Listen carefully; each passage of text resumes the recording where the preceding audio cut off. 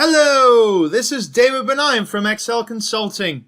In this video, I'm going to go through the top 10 PowerPoint feature enhancements from last decade. I have some other videos that look at the top 10 new features of PowerPoint in the decade and some others about Excel, but here I'm specifically looking at the feature enhancements. So features that were already there, like these, that have just got better in the decade. So let's go through my top 10 list. New design options. So this came out in 2013, but it was enhanced more recently as PowerPoint get updated. So if you go to the design tab, you always had themes, but now you have variants as well.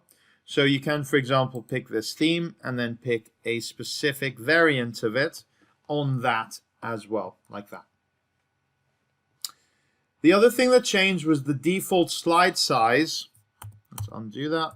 The default slide size changed from 4:3 to widescreen for PowerPoint 2013, which kind of emulates what happened with people's general trend of buying TVs. They bought widescreen TVs instead. You can still change it back, no problem, but that is generally a staple of using older PowerPoint products, that they use the older version.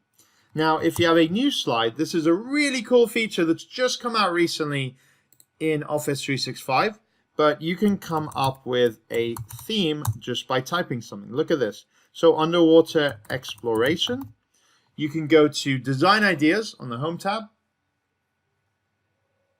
And look at that. It's generated these HD reusable commercially photos that you can use, and as well as these, there's actually a theme that comes along with it. So if I choose this, you can see that the colors scheme is different, the positioning is different, and even the font is different. So if I pick this one, I can actually, if I want to see a different theme with the same image, I can just kind of wiggle it around, and then it will give you more design ideas that are taking the same concept but going in a little bit further. So I can choose this one, and then once I've done that, I've locked in the slide master. And so now if I go to a new slide, it actually creates one that uses similar fonts and one that's based on that. So just to show you the radical difference, let's go to a new one that's about education principles, and let's go to design ideas. As you can see, it's giving me a whole host of different ones, like this one has the orange bit, this one doesn't, this one has a sort of thing there. Some of these are not overly related to education. Probably this one is quite relevant. That's a blurred out picture. And then once you go to a new slide there, it will be very, very different. All right, let's go back to my countdown list. Export as video or GIF. So you could always export PowerPoint in certain ways, but during the course of the decade, it's gotten better and better at how you can export through video. So just to show you an idea, I've built this using PowerPoint's export to video. So this is completely built in PowerPoint from start to finish. I'll even show you the slide deck in a minute. So here I have the slides, and if I go to slideshow mode, I can see it like that. Go back like that, and you can see the transitions. It uses the morph transition effect, which is really revolutionary. It's my number one of my top 10 new features of PowerPoint in the 2010s. It allows that slick video-like sequence between slides. So if I want to make this into an actual video, I can go to File, Export, and create a video. Or brand new, came out less than a month ago, the last feature of PowerPoint 2019 was create an animated GIF. So you can choose your file size like this. I'll go for a small one so it's fast. Number of seconds on each slide. You can up that. Create a GIF. Choose your file location. So let's save it onto the desktop so we can get to it fast. Press save there. It goes through this. Obviously, the more complex a video it is, the longer it takes. Go to my desktop, and here it is. So now the video is playing. Oh, look at that. Look at that morph sequence. The quality isn't that good, but it's pretty good to make it very fast. And I wanted to do it in this video. All right, let me X out of that and go back here. Reuse slides. So this came out for Office 365 about a year and a half ago. And what you can do is in the Home tab, instead of new slide, you can reuse slides. Comes up with a searchable thing of how you can create something that you want to look for. So this is my eyedropper, and I can open this, choose slides. You can choose either use source formatting or not. If I don't choose it, then you'll see what happens. So I can click here, and then it hasn't used the source formatting. It's just used one of the standard layouts. But if I do tick use source formatting, it will take it in with the source formatting. By the way, eyedropper is really up high on my list for the top 10 feature enhancements. If you're not already using that, I guarantee you will enjoy that feature. And even if you are, I have an advanced trick about that feature that's very, very, very hidden that I'll cover later on. All right, so that's number 8. Number 7, image transparency. What you can do now, as of a year and a half ago, is you can click on an image, go to picture format, and you have transparency here. This is only available in Office 365. You can choose the amount that you want from the preset list. As you can see, I can read through the image itself. If I don't like one of these ones, I can go picture transparency options, and I have a more granular approach by percent that I might want to choose there. So that's transparency in terms of seeing through the picture. The other way that people tend to think about image transparency is the backgrounds of it. So PowerPoint has for the longest time had a remove backgrounds feature, but it just got an enhancement a few years ago. So before, you weren't that flexible with what you could choose to keep, but now you can click mark areas to keep, and you can just kind of draw around what the areas are. All right, so once you're done, you can just sort of click outside, and it saved it there. Now, you can see it's a transparent image. It doesn't have any background around it, but it's not exactly perfect. All right, moving on to number 6. Zoom out of my slide, we can see it. Online pictures. So you could always insert pictures in PowerPoint. That's a very, very fundamental part of PowerPoint. But what came in 2013 is the ability to insert online pictures. It's actually a pretty good built-in search thing. Uses Bing, not Google Images. But let's say I want to look for a hedgehog. So firstly, by default, it only searches Creative Commons images, which means that you are able to reuse them. Mostly, you must credit the author in some way, but there's more details that we'll see in a sec. But then I like this filter option. So you can filter for an extra large image to make sure it looks beautiful on your slides. You can also filter for, if you want a transparent image, you can put that there. And you can avoid what I did in the last one, which is remove the background. Yeah, so these are now transparent images. Or what I like that you actually can't do in Google image search is you can have wide fitting. This is obviously optimal for PowerPoint because your slides are wide. And then you can search for something else. And let's say you want a lizard. It will give you all of those as well. Let me make it a medium one so that I do get somewhat of real lizards in there. It does clear what you want to insert if you research it, but let's insert that and see how it looks. So it gives you this, it's downloading. Now it's downloaded fully. I'm going to stop suggesting design ideas for now.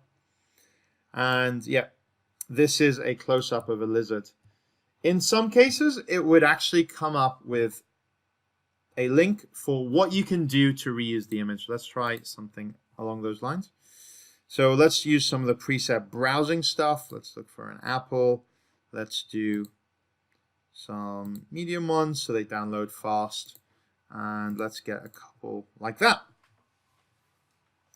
So it's downloading them. There you go. These are non-transparent, so they have that kind of background. And yeah, so this one you can see it comes up with this pop-up. This photo is by unknown author, is licensed by this website. So you can control click there and it opens up the website of what that means. So here it says you're free to share it and adapt it, but you must give appropriate credit and provide a link to the license. And you can read more of the stuff here. So that is Creative Commons. It's a concept that people can create content that can be reused as long as it's referenced and acknowledged correctly there. Number 5, slideshow navigation mode. So if you go to slideshow mode, Shift F5, you can press the minus button on your keyboard and this will zoom you out. And then you can go to another slide and see that one, for example, zoom out and go there. And it can really just help you navigate. You can also press plus to zoom in. I don't really like using that feature. You can't even scroll around. You can pan around, but I don't find it particularly convenient. But zoom out to choose your slide like this is really, really useful. If you use the presenter view in slideshow mode, use this one, then what you see on the big screen, which you're projecting, is not going to be what you see on your own screen. On your own screen, you would see the slide picker, and on the big screen, you would just see the slide itself. So it's quite nice and slick like that if you use this presenter view. Moving on, number 4, comments. So I love this feature. It's a good one for collaboration. It got introduced to Excel and PowerPoint in 2019, so very, very recently. And what you can do is you can insert a comment in the review tab. Let's say we want to do it about this box. New comment there. You can move it around if you want. And then you can write in what the comment is. Now, a lot of these apps have had comments for a long time, but they weren't really practical. Now you can reply to a comment. And if this is actually stored in the cloud, i.e. on OneDrive or SharePoint, you can mention people in your organization and they would get email notifications saying that they're mentioned, which is pretty awesome. Microsoft kind of copied this from Google Sheets, but it's over there like that. You can show the comments pane, so you can turn that on or off. And here you can go to the next comment. And even if this next comment is on another slide, it will jump you to that comment like this. Great. So that's the comments feature. Keep going. We have merge shapes. So this is actually a really, really big improvement to shapes that came out in 2010 and then got enhanced in 2013. So if you select 2 shapes, here I've got multiple examples, so I'll go through them all with you. Go to shape format, you have merge shapes over here. You can choose union. Union means it combines them to make a single shape. This is stronger than grouping because you just have the outline around one. And as you resize it, you can't change a single thing inside both shapes like you can with grouping. Grouping is just allowing 2 shapes to be dealt with together, but each one is still treated as an individual shape. I'm going to ungroup that, Control-Shift-G, and let's select these again using that feature. Then we get merge shapes and combine.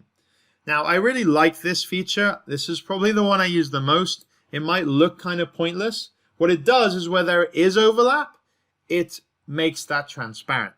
I'm going to show you in the next slide how I use that. Then I'm going to select some more slides and I'm going to go to merge shapes. I'll come back to fragment later. I'm going to go with intersect. So intersect is the opposite of combine.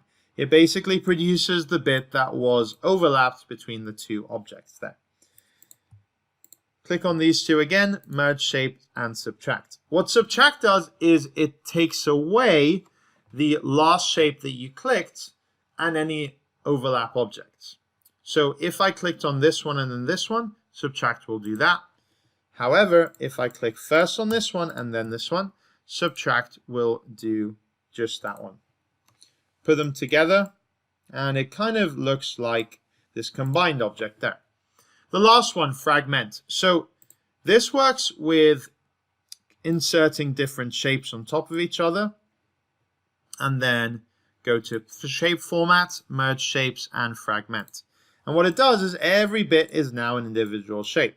I probably use combine the most, and I'll show you. It's actually how I make these video thumbnails. I always use this combine feature, and then I use fragment second. The other three I use less so. But it can allow you to create shapes that aren't otherwise possible. So I really like that one. All right, how do I make it with this? So I preset all of these. This is a grouped object, so I'm going to select all, make sure I ungroup it all. And these are now regular shapes. This is a shape as well, an icon that became a shape. And it even works with text. So I can select all of this, Control A. Then I can go to merge shapes and combine. Creates this kind of black one, but I can make it white with a black background, black outline. And then I have this beautiful, nice picture. Copy that, paste that, and then send it to the back. And look at that. That's how I created this video header. Then these are just photos that are copy and pasted on top of it. But I use this feature a lot. If you look at the other thumbnails on my channel, you will see this one, this style. Moving on to number 2. So PowerPoint has always had ways to open files. So you could open other PowerPoint files from the Open tab or from File Explorer. But recently, for 365, they introduced the Home tab. And the Home tab, you can access new presentations, something they call recommended, which is trying to guess what you like, and then some of these as well. You also have the search bar, which is fantastic. So let's say you have one that you want to create, you want to put in. So this one that I opened up recently, it will take me directly to that. You can have searchable, so I can search for this one, and these are ones that I used in a recent presentation that I've looked at. I really, really like that feature. If you don't like one appearing on the list as well, you can right-click it and choose to delete it directly, or probably remove from the list is a less drastic way to deal with it. If you pin it, if you pin one that you like, it will show up in your pinned versions over here as well. There. So that's what those ones mean. So I really like the Home tab. Well done, Microsoft, on designing that. I use it in PowerPoint, Excel, Word, everything. It's just fantastic. Let's go back to this one. And then finally, number 1, and this is by far the best. I love this feature. This is the eyedropper. What does the eyedropper do? It allows you to select an object, and then you can go to Shape Fill, choose eyedropper, and choose one of these, any other color in your slide. So we want to make this red like this traffic light. We make it red like that. I can then go to Outline, choose eyedropper, and choose this green color. Let's make that a little bit thicker so we can see it. And I'm going to go with text outline and choose eyedropper and choose this yellow one. So we have all of these objects. That's quite drastic and quite an ugly shape actually, but you can take anything from your slide. Now here's another hidden feature of it.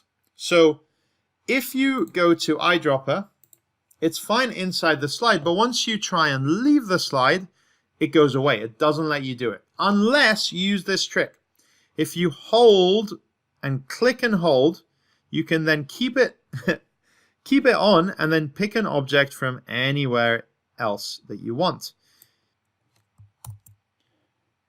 It works with other slides in your PowerPoint, and eyedropper even works with other windows. So it could be, for example, researching online, it could be another PowerPoint file, it could be an Excel file, whatever it is. You can use that technique of hold and drag and then take the color from anywhere. So again, if it goes away, hold and drag it and then it will keep it, and you can pick the color up from anywhere. So those are my top 10 picks of feature enhancements. Did you have any other things that you think I left out? You might want to check out my other video on new PowerPoint features for the decade, or I have equivalents for Excel. Links are provided. If you like this, please click the like button and subscribe to my videos. I have tons of content I'm releasing all the time in all of these applications. And if you subscribe, you'll get all of the notifications about when the stuff is released. All right, great. Thank you for watching.